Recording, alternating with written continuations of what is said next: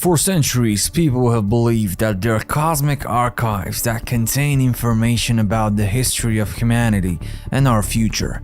According to Carl Jung, it is the collective unconscious. According to Kevin Tedeschi, it is a universal supercomputer that stores all the information about everything that exists.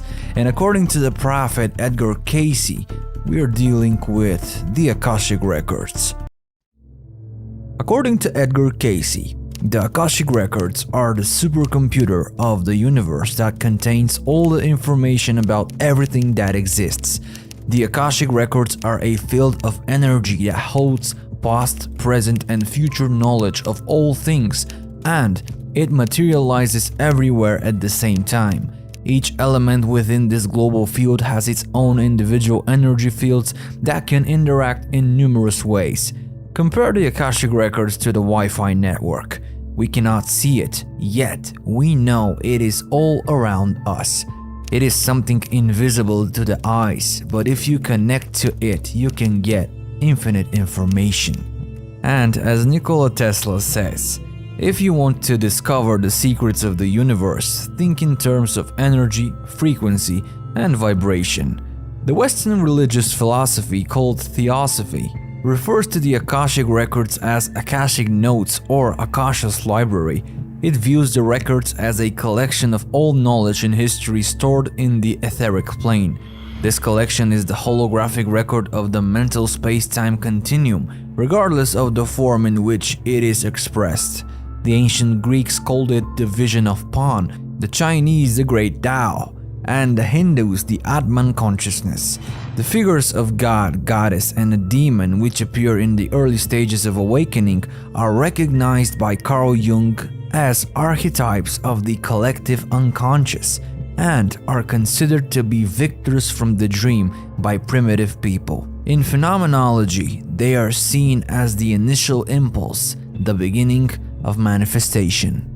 Akasha's chronicles are not only an account of everything that has happened, which can be read by a person endowed with special sensitivity. No, they have tremendous influence on the development of modernity.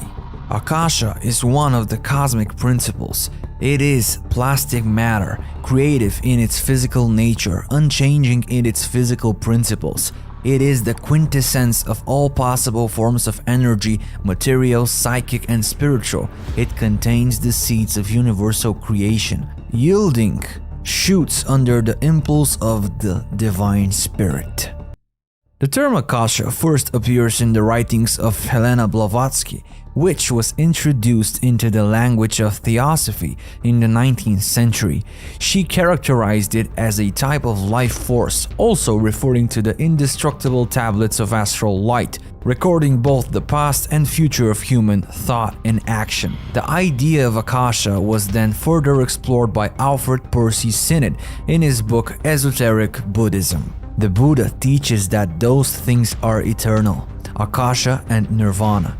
Everything has come out of Akasha in obedience to its inherent law of motion and passing away. Nothing comes from nothing. The Mahabharata and the Purana tell of a mysterious famous Vedic sage known as Narada. The story goes that Narada transformed his mind in such a way that he drew information and knowledge from the source, so that he could teach all of those around him great wisdom.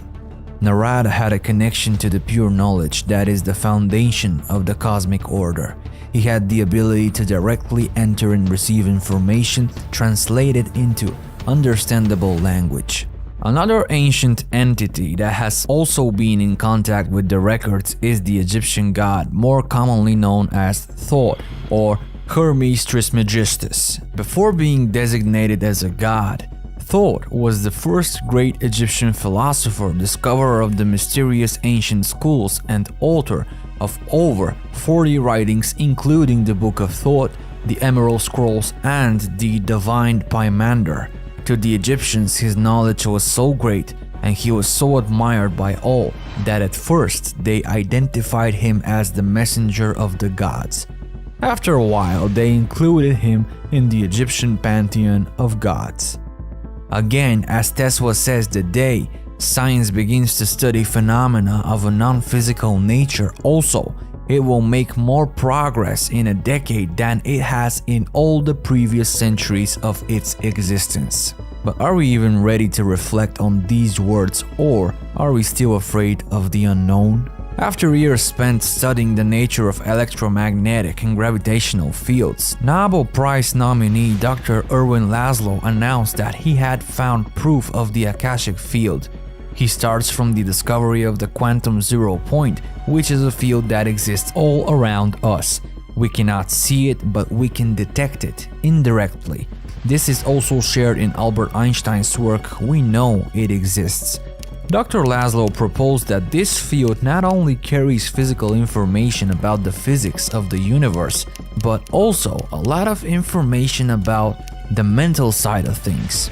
According to theoretical physics, the zero point is a quantum field of waves that are invisible but exist throughout the universe. Space itself is made of energy and information, and the way information is carried through space is by waves. These waves are called quantum waves, and if the Akashic field is made of these quantum waves that are known to all forms of intelligent life, which includes the human brain, the brains of extraterrestrial entities, and all sorts of other beings, that means that anyone could tap into these quantum waves and receive information.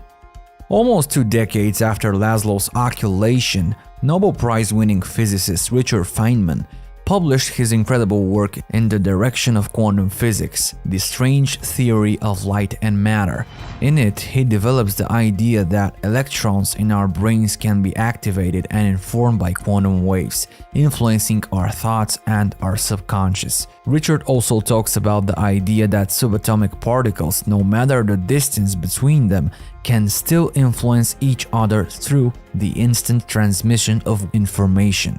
Feynman also discovered that even an electron passing through our brains receives signals from the past, but to compensate, it should also receive signals from the future. This means that every single electron in our brain is a receiver of information. And once again, Tesla seems to have been right when he said, "My brain is just a receiver. There is a core in the universe from which we derive knowledge, powers, and inspirations. I have not penetrated the secrets of this core, but I know it exists." In the early 20th century, scientists discovered that the laws of classical physics were not valid for small particles. A new physics was born, quantum physics, which radically overtuned previously dominant ideas. Any energy can only be absorbed or released in the form of small portions of quanta having a certain energy. That's what Max Planck said in the 20th century. A little later, Albert Einstein concluded that light was a stream of quanta, later called photons. Such an experiment was carried out in 1999 by the Austrian quantum physicist Anton Zeilinger. In 1999, he and his colleagues conducted an experiment in which they were able to observe the wave behavior of carbon-60 through diffraction. The C60 molecule is the largest and most complex object in which wave behavior is observed. The scientists shot the molecules towards a diffraction grating, and on the other side they observed an interference pattern of dark and light bands on a screen. This pattern only occurs when a wave passes through the grating, which means that behind the wall the molecule has wave behavior. However, shortly after, it becomes a molecule again. The interesting part was that the openings in the grating were 5 times larger than the molecule itself. It's like going through a door that's 5 times wider than us and floating in space behind it, and shortly after that collecting ourselves and becoming whole again. This Zeilinger experiment dematerializes matter and proves that everything is a wave and energy held in a certain field, which apparently is also energy. Thomas Young's experiments in 1972 and Zeilinger in 1999 confirmed that all that exists is energy. All matter is energy held in a field. That is energy held in energy. This leads to the conclusion that it is all about frequency, vibrations, and the interactions between them. And in 2010, Masaki Sano and his team managed to transform energy into information and prove that energy is information and information is energy. They even managed to find the coefficient of this transformation. Stories of people experiencing strange conditions are not unknown to us in modern times. In 1923, just 12 years old while returning home, little Vangelia was struck by a sudden storm. She was found unconscious, covered in stones and earth. She survived but lost her sight forever. Eventually, she says that she started seeing things differently in a dream. Baba Vanga predicted the death of King Boris III, the fall of the Twin Towers, the collapse of Czechoslovakia and the Soviet Union, and hundreds of other individual cases of people from all over the world who visited her. She said she could see everything with the eye of her mind, and that when she looked at a person, she could see their whole life in its entirety from birth to death, as if she was watching a movie. Her predictions are extremely accurate, which tells us that the ability to take in information from beyond Earth has nothing to do with the 5 senses we know. One of those people who was apparently able to connect with the Akashic field was Michel de Nostradam, better known as Nostradamus. He predicted numerous events including the Great Fire of London in 1666, the French Revolution, and even the rise of Adolf Hitler. He claimed to have succeeded thanks to the methods used by ancient Greek oracles and Christian mysticism. Nostradamus attempted to explain and speak of a divine state in which everything happens at once and is not linear as we perceive it. Just as Tesla and Einstein claimed to have gotten their ideas for their great discoveries from some outside source, Einstein said that his theory of relativity came to him in a split second as it seemed to come out of nowhere. It's intriguing to know that some of the greatest discoveries in history were received as ideas at the same time by different people located in various parts of the world, who had no apparent connection with each other. This suggests that the Akashic records may be guiding the consciousness of humanity. There are many people who have done amazing things thanks to the Akashic Chronicles, including Su Jijin from China, who can tell the story of any person just by knowing their first name.